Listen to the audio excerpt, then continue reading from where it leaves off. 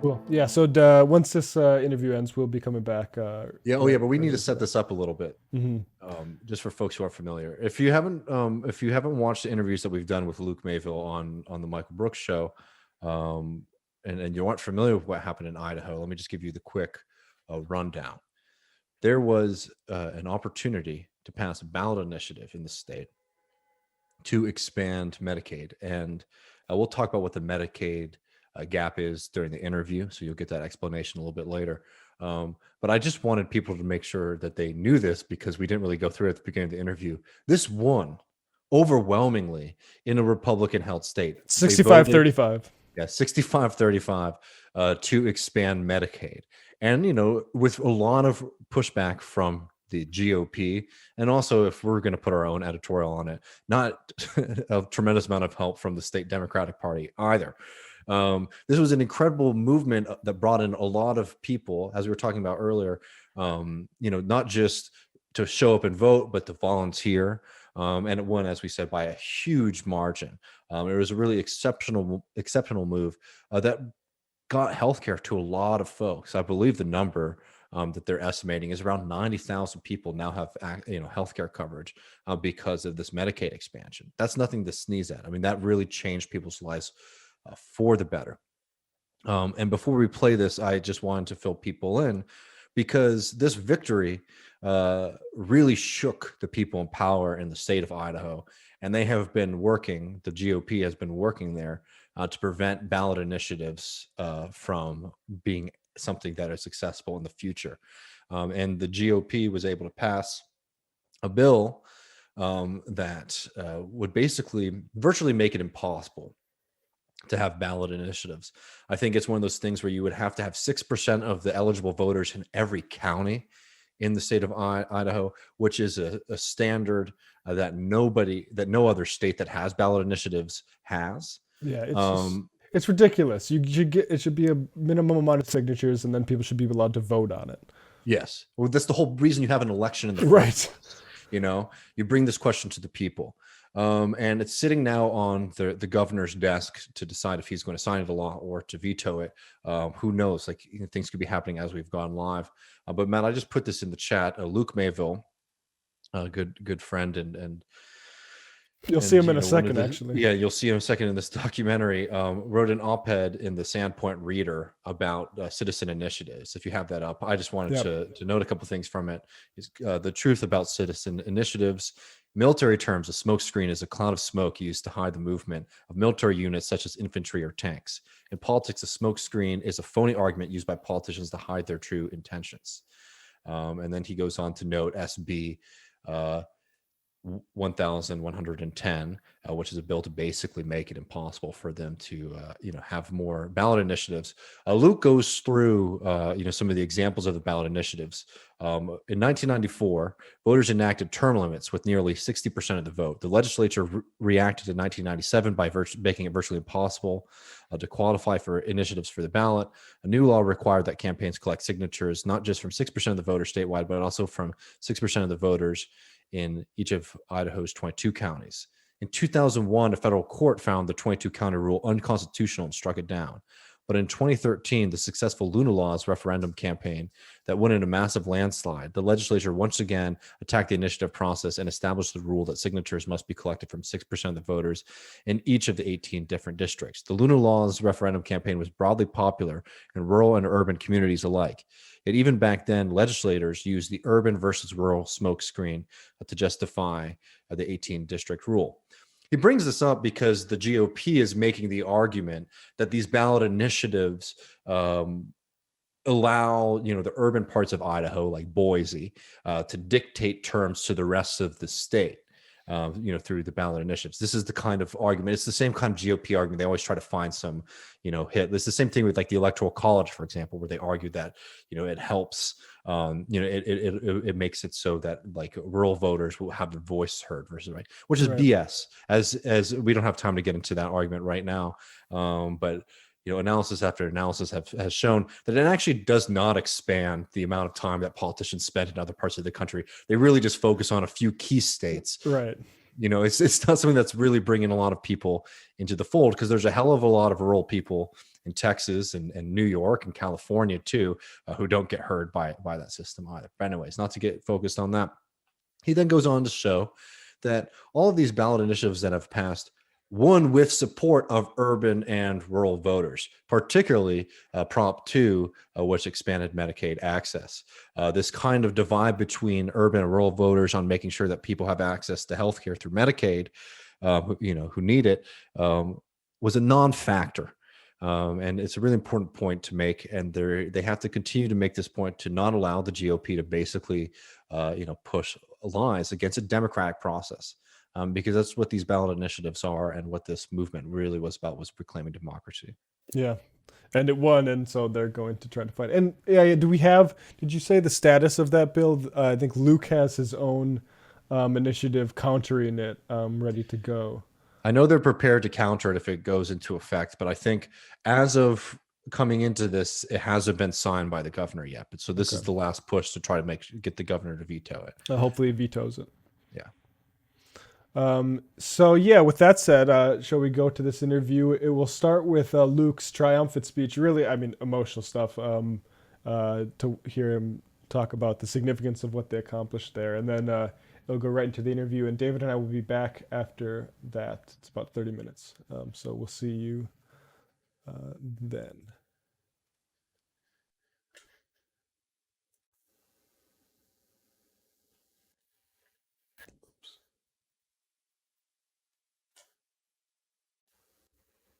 September 1st, 2015, 3 years ago, someone named Jenny Steinke of Idaho Falls died tragically from a severe asthma attack. She didn't have to die.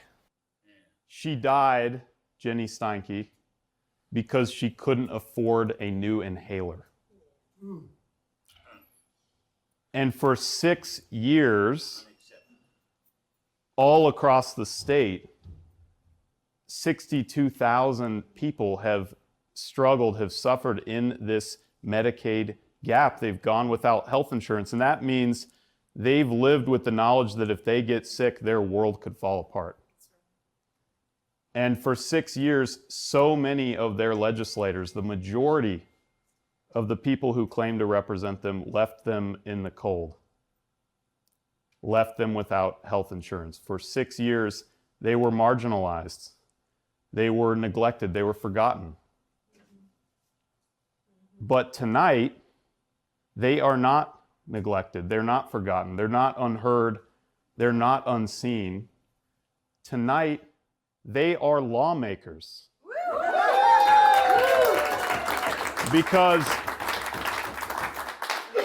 tonight they voted for Prop 2, and tonight Medicaid expansion is the law of the land.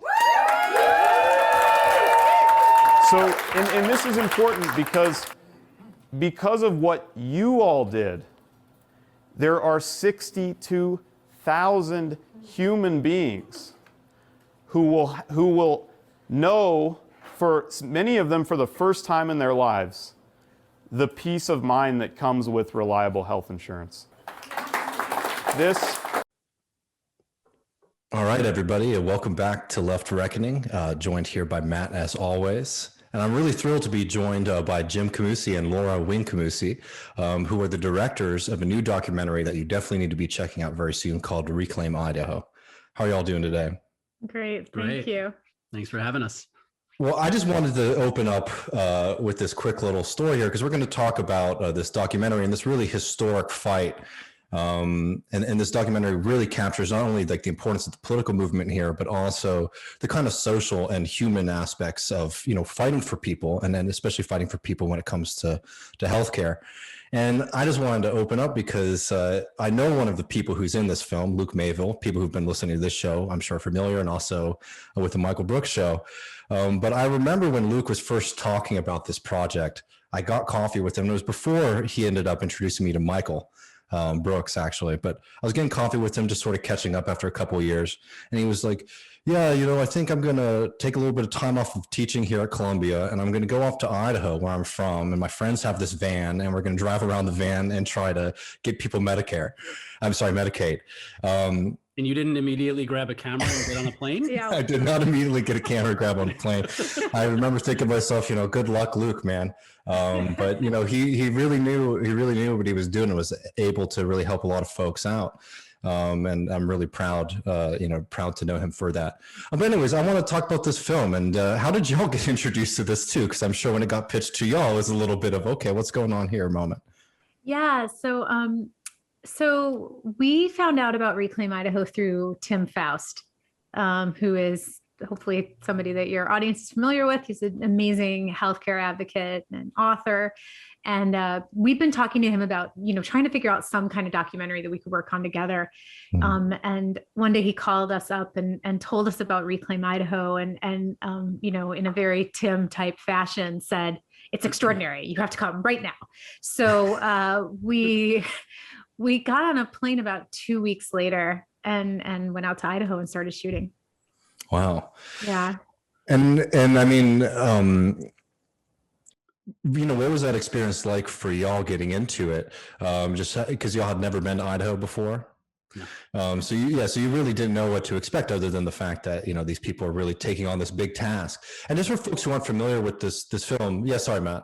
I just want to say, even folks that were there, for instance, the Democratic Party also thought maybe you should expect a much worse thing. So, yeah, I guess what were you expecting versus what you actually were able to document when you were there? Oh, yeah. That's the big question, right? And maybe just fill in the lines at what I'm alluding to there with the Democrat. Yes. Well, I mean, we didn't, frankly, we had no connection to Idaho at all. So we didn't know anything about it, short of what we may have picked up from, just sort of ambient awareness of it, that we knew it was an incredibly conservative place. Yeah. I think is reasonable to say. Yeah. So we figured it was going to be, I guess, to put it politely, hostile. We thought that there would be, that it was going to be a little uncomfortable, maybe at times a lot uncomfortable. But if you having seen the film, that wasn't the case. It was just tremendous. It was wonderful. And I think in a lot of places, they're people and they're lovely, so I think our expectations were completely blown out of the water from almost the moment we got off the plane. Yeah, it was when Tim called us to tell us about it, I was like, I didn't quite know what to make of it because he was talking it up so much and he was saying, they're going to win. And I was like, that doesn't scan. This doesn't make any sense. I feel like, we sort of have this narrative that we're fed about what a red state is and what people in red states are like, and I think that we get a lot of information from, every media outlet, right? It's not just Fox, it's all of them that are kind of pushing this, this narrative of hate and division and all this sort of stuff. And so we really expected a much more, I don't know, difficult environment. But yeah, it's not like that. And I think that was a huge eye-opening moment for us both, politically and for the film. I think that's the most sort of radical message the film has that counters the narratives you have about the reactionary narratives about people in general. They are just closed-minded, and that actually you can believe in them, and it's really a function of other things media cultures that have you believing in these red state, blue state divides. Yeah, and that's a big part and project of this show. Is sort of pushing back against that because being somebody from Texas and also who lived in South Carolina, I'd always get annoyed when you talk to folks, especially lefties and socialists, when they're talking about big national strategies. This kind of idea is we have to win radical things in places like California and New York, and then maybe it will spread to the rest of the country. And that always infuriated me a little bit because it's one of those things. It's okay, well, what about my family, my people? You have to wait around for generations and generations. But I want to make sure that everybody who's listening to this is getting the sense of what we're talking about here. So y'all go to Idaho to cover this campaign for Prop 2.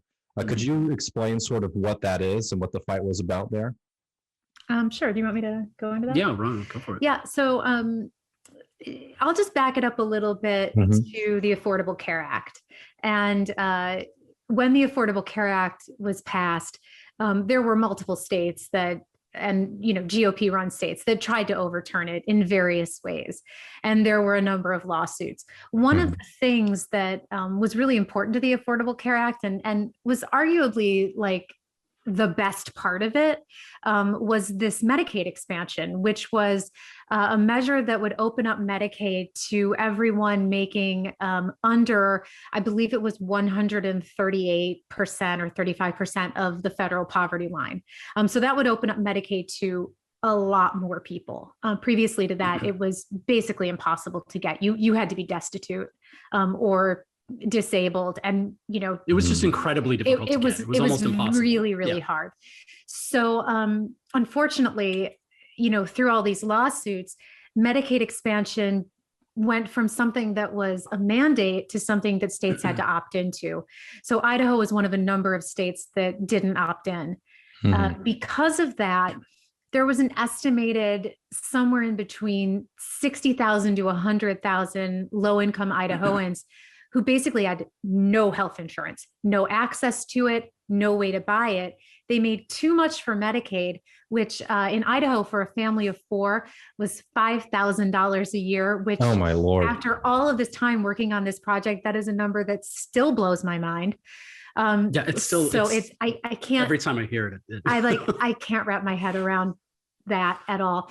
But if you were making between $5,000 a year and $25,000 a year, you were in this Medicaid gap and had no access to health insurance. So which, you couldn't, by the way, you couldn't get you couldn't get Medicaid, and you're certainly not earning enough money to buy health insurance on the market.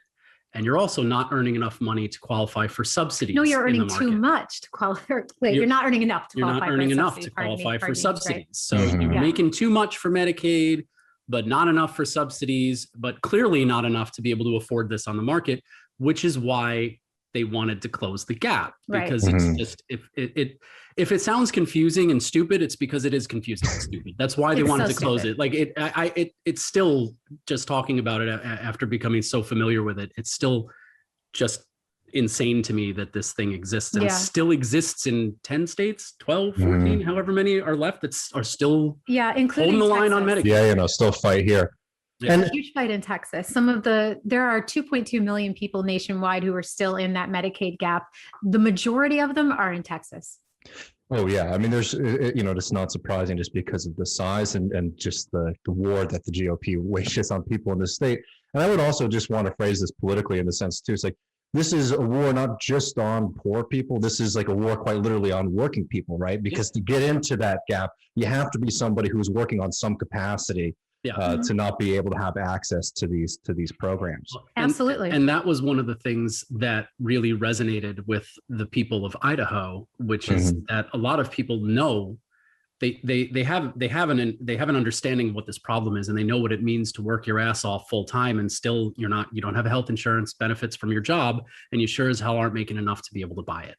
So people understood the problem in a very real way, right? Like this wasn't there. So even when you were talking to, or when they were talking to conservatives or Republicans, this phantom moocher who's somehow, taking advantage of the system to go see a doctor, they know that doesn't exist, And it was because you were talking to people, people were being spoken to like in their communities. And, so there's Prop 2, which is, an initiative that goes up. And basically what Reclaim Idaho is it's a group, with Luke, Garrett, Emily, and Timothy. And they get this beat up van. And they're going all across the state, not just in areas that they think are, slam dunks for this move, right? Yeah, that's right. One of the interesting things about Idaho, and we can get into this too, because they're trying to make it even harder, is that it's really, really hard to get a ballot initiative on the ballot. You have to have signatures from almost every county. and Idaho is a very rural place. People are really spread out, so it was definitely necessary for them to have some kind of vehicle to get around, just to talk to people. It was a heavy lift just to get the ballot for a vote. Yeah, there was a huge effort to get that done. And the rationale behind sort of restricting that is the sort of rhetoric behind, like, we don't want to just those college kids in Boise determining this, right? Is that basically what? Yeah. I think that's the idea. And I think a lot of that is also there's this idea that rural voters are somehow extremely conservative and don't want any public services and don't want anything from the big bad government, and of course that's not true. I mean, it may be true in some cases, but it certainly wasn't true across the board with this measure. Yeah. Well, yeah, I mean, just the way we billion in this country, it's the big city hospitals that have all the, expensive stuff that you can really get those kickbacks from. And the rural hospitals going out of business. So yeah, this is definitely not a urban rural issue. No, and definitely not. And I think one of the really, smart things that is core to how Luke views politics and how to engage is to get out and talk to everybody, to not and they were all on the same page. This idea of, like, you need to talk to everyone. You can't just try to, this thing that maybe they're afraid of, they're going to overwhelm us because of the numbers in Boise. You don't have to worry about that if you find support all over the place. If you go out and you talk to people outside of maybe a more liberal center, it becomes a more durable thing, and it becomes something that has widespread support. And then people don't feel like they've had something forced on them by people in a big city or something. Yeah. They had a hand in it, a direct hand in it. Yeah. Right. And one thing that really was striking to me, whenever I talked to Luke about this, is, he makes the point that when they were first sort of, kicking this idea around, they talked to some, strategists, and they were telling them, like, okay, well, you need to hire a big, money consultant to do this. And I can't remember what the figure was, but it was like, okay, well, we can't do that. And instead what they said is, like, well, we're just going to talk to people, and we're going to get people to volunteer and talk to their neighbors. And it was very much like a wildfire kind of experience, right? Where by getting people engaged and then saying, okay, now take this to folks yourselves, you it's exponential how many people you can get motivated to showing up and knocking on doors for you versus just spending a lot of money on ads. Absolutely. And I think, there have been similar efforts to, have Medicaid expansion on the ballot in different states. Some of them have been successful, some of them haven't. And the difference between Reclaim Idaho and a lot of those other campaigns is exactly what you just said. It's that grassroots element, that really true, not AstroTurf, real grassroots element. And they had 2,000 volunteers across the state by the end of the campain. That's an insane amount of people anywhere, but in Idaho, that's incredible. And I think that they really made an effort to meet people where they were, literally in their own homes, and they spoke to them in ways that were really genuine, and in ways that were just deeply empathetic. I was really struck by that. And I think maybe Tim also, who was another outsider, so to speak, was also struck by this sort of sense of empathy and kindness, and they never knocked on a single door expecting a fight or looking for a fight. And you'd think that would be I don't know, instinctively, or just like a reflex. You just expect the door to get slammed in your face, and they never expected it. They never did.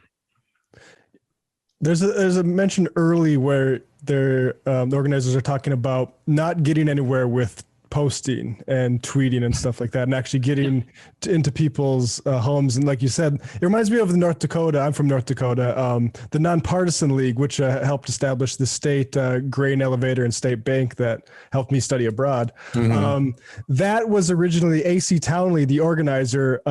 He famously drove from farm to farm on a Model T, and it became like a sort of icon of that. So it's funny how it's you have to get out and amongst the people, and it's amazing. Yeah, it sounds cheesy. It sounds like, I don't know, naive or hokey, but it's like, it's real. It worked. Yeah. And it's funny that it was contrasted with the consultant, because you hear about the Democratic Party like preferring consultants, obviously, because that's where that's good money. Like you make hundreds of thousands of dollars over the course of a campaign for messaging, whereas you could just get out there and message to people and actually get real-time info. You could put all these buzzwords on it, on how you're actually doing, how you're being received. Those are probably the best metrics than, whatever that some consultant in DC is going to get you. Yeah, absolutely. And I think that a lot of those consultants, bless them, but I think that look, I don't want to trash the Democratic Party here, because I think that, especially in a place like Idaho, they are sort of caught between a rock and a hard place. And I think that the traditional party politics, are really difficult there. And you have examples like Dan Schmidt. Yeah, like Dan Schmidt, who's in the films, and, a Democrat, ex-state senator, tried his best, couldn't get anywhere. They needed to take it to the people. And I think he was right on board. He's like, I tried to do this through the machine and it didn't work. What you guys are doing, you're advanced. So he threw himself into that, Right. But having, given all of those disclaimers, I do think that some of these consultants, it's in their best interest to kind of keep the fight up, right? Like to keep up these divisions. And, like Jim said, it sounds hokey to sort of talk about unity and things like that. But I think that the thing that this film really proves is that unity is possible when you talk to people about policy that improves their material conditions and can actually make their lives better. I think that's where unity is. And party completely removed from the conversation. Absolutely. Yeah. They talked about the program. They didn't talk about, party stuff, which was, I think, smart and helped with their conversations. But like, even this, like, the consultant thing is also like, it's really appealing because it's easy, right? You like click, we just reached 500,000 people. That's not the same as like Emily getting a text message from somebody telling her to go soak her head and her going, ha ha ha, but really, you want to grab a beer and talk about this thing? And being sincere about it. It's like there's more depth to it when it's face to face. And it's really about like expanding democracy too, in the sense that like it's a process and people are having conversations with one another. Where a lot of times when you're doing party politics, especially like the way the Democratic Party operates, it's very much about managing democracy. As you all know, in New York, it's a blue place, but it's hard to vote there and all these things. And it's because they want to make sure that they have the right Democratic voter. They don't really want, everybody to show up and being involved, right? So it's like we're in New York City and our primary votes. Like, exactly. Primary. Whoops. So this is why this film really, I think, is so powerful, because it really does capture that feeling of like reigniting, and again, not to be cheesy, but like reigniting like that like democratic like process, that feeling of like, democracy and elections are about knocking on doors and talking to your neighbors rather than attack ads or things like that. In the last couple of minutes, I'm very curious if you have anything to say on that too, obviously, but I'd be curious to hear about like the actual process of making the film, because we do have a lot of listeners who are involved in that, and this seems to be quite a task to get all this footage done, as the time frame that you all were there for. So this was a pretty I would say that the film was equally as grassroots as the campaign. We really didn't have much of a pre-production process. We didn't have a lot of time. Like I said, we were out there within 2 weeks of finding out about the campaign. So we just took the equipment that we had, that we owned. Which is like worth note. Like we're a tiny production company. Yeah. We do like little, just work. We know how to handle cameras. We know how to deal with hard drives and these sorts of things. So there's already sort of there's a foundation for being able to swing the lens. But yeah, so we kind of just pointed the lens and kept rolling. That was really the philosophy there. We could have been going out there to get a really depressing story. We didn't know. Yeah, we didn't know. We didn't know. So it's like, well, if you don't know and we don't have much of a plan, you just got to start rolling as much as you can. But it was a really interesting process. We didn't really know we didn't know about Idaho. As we said, we didn't really know where we were going. We didn't really know what was going to happen every day. We just kind of went with it. We also, you know, in a kind of an interesting moment, and she makes a couple of little cameos in the film in the back of her head. Our daughter was with us, and she was 5 at the time, and she was, you know, not excited about local Idaho babysitters, and decided she needed to come with us everywhere we She went. wasn't excited about babysitters anywhere on Yeah, Earth. it was like It's a not thing. Idaho. at 5, you know. Mhm. She was excited about what Reclaim Idaho was doing because we Yeah. explained to her that some people can't see a doctor, and what a surprise! A child was horrified by that. Oh man, that's Yeah. So there were a lot of moments where, you know, one of us would be filming and she's literally like standing there. oh, that's incredible. Which made it all kind of hard to concentrate sometimes, but also it was amazing. You know, it was an amazing experience as a parent, just having your child there. It was really cool. Mhm. So, Because you really do feel like the community of that van, and I think that's really important for people who haven't seen or van or camper who haven't seen the film. Definitely, we'll tell everyone how they can find it and watch it in a second. yeah. But you know, you do feel that camaraderie, and like one moment I love in the film is like at the very end of it, as they're coming through, it's like and y'all catch the last voter. Right, like the last person who shows up at the poll, and I think it was Garrett. You know, somebody's like, "Did you catch that? Did you get that?" And then someone's like, "Yes," and he's like, "Hell yeah, that was awesome!" You know? Yep. Shot on a phone. Amazing. Shot on a phone. Really, that's incredible. Just had to Yeah. grab it and get out there, and didn't want to be shoving a camera in people's faces at that moment because everybody was kind of keyed up. So just kept it as low profile as we could. Use the tools that you have available. You know. Yeah, definitely. We're not snobby about gear. No, you know, whatever gets the just job tell done. the story. Um, We should just say one political note going on in Idaho now is they are trying to restrict even further this ballot initiative process. Are you guys up to speed on that? Where are they at with Yeah, that? 'Cause it's people are kinda- organizing against that. I mean, it's straight up, you know, voter suppression. Right. It's a different flavor of voter suppression than I think we're used to. They're kind of end running around it, but yeah. So that bill, which will restrict ballot access to, I mean, it's draconian. You have to get signatures from every single county in Idaho now, which is something that very few campaigns are going to have the capability to do. was it prior 60% or something? Yeah, like that it was. beforehand? I mean, there was a. It was already pretty. It was tough. already pretty tough. Like- They're making it even harder. They're basically making it impossible. because they don't want so- what happened to happen again. No. Mhm. So that bill is sitting on the governor of Idaho's desk right now, waiting for him to, you know, either sign it or veto it. Reclaim Idaho is prepared with a new ballot initiative that they will go out and try to get signatures for that will make It's a this ballot law- initiative. It's a ballot initiative ballot to give us initiatives. back ballot initiatives, basically. Right. But right Yeah. now, Luke is trying to. They're trying to get the people of Idaho to pressure the governor to veto the bill. Yeah, good. absolutely. So if Like you're listening right now, to as this, we speak, I honestly like he may or may not have chosen to do so like 10 minutes ago. yeah. So Mhm. if you're in Idaho and you're listening to this, please call the governor and Yeah. and you know, give him your thoughts, because this is nonsense. Yeah, well, with clear intent, just to suppress, you know, democracy.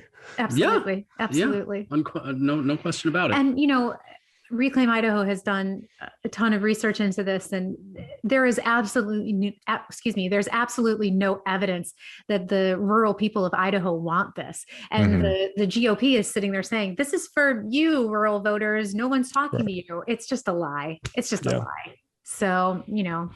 We got it on camera. People are talking to them. I mean, Yeah, it's true. film about it. Yeah. Well, y'all, I really appreciate y'all taking the time to join us. How can everybody see the film, and you know, what's the process? I know COVID obviously makes all these things really difficult to premiere, but Yeah, it's really right now, if you just go to our website, which is reclaimidahofilm.com, you can sign up on our email list and we'll let you know when screenings are coming up. We have a number of screenings coming up, you know, through the spring, summer, and fall. And then eventually, hopefully, we'll get distribution on the streaming service and everyone will be able to see it without a festival, but that's to come. And with COVID, a lot of the festivals, hopefully we get into 1 million of them. They're doing it virtually, so hopefully there's a much wider audience that can access it than, you know, whoever happens to be in that town where that festival is happening. So there's hopefully going to be lots of opportunities to watch it. Well, Jim and Laura, I really appreciate it. The website is reclaimidahofilm.com. Definitely check that out, and take care. Thank you so guys. much for having us. Thank you so much, guys.